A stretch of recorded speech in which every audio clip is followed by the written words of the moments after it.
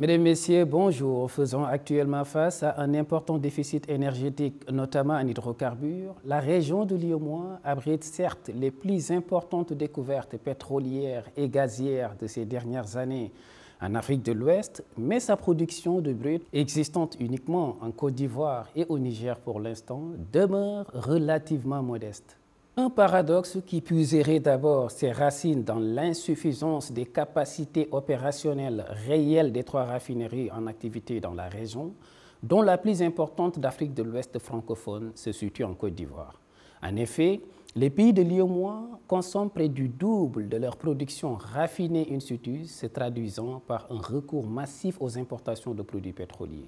Dans ce lot, le Niger fait toutefois exception et s'avère même autosuffisant en la matière. Par ailleurs, le stockage des 10 produits principaux en jeu à relever dans l'Iémois reste assuré par des dépôts locaux aux capacités disparates.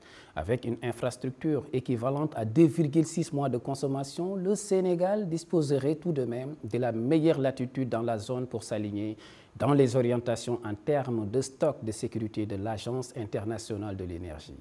S'agissant enfin du maillon de la distribution, le Big Four constitué de Total, Vivo Énergie, Oryx Énergie et Ola Énergie est fortement impliqué dans une majorité de pays de la zone. D'acteurs locaux de taille moins importante ont également émergé ces dernières années.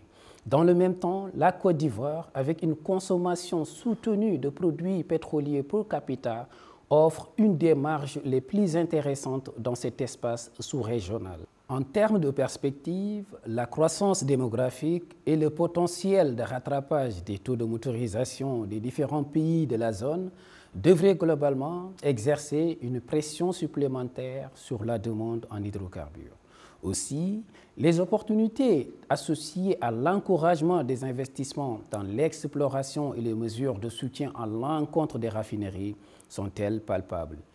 Mesdames, Messieurs, c'était tout pour ce nouveau numéro d'Africap. Merci de nous avoir suivis et à bientôt pour une nouvelle édition.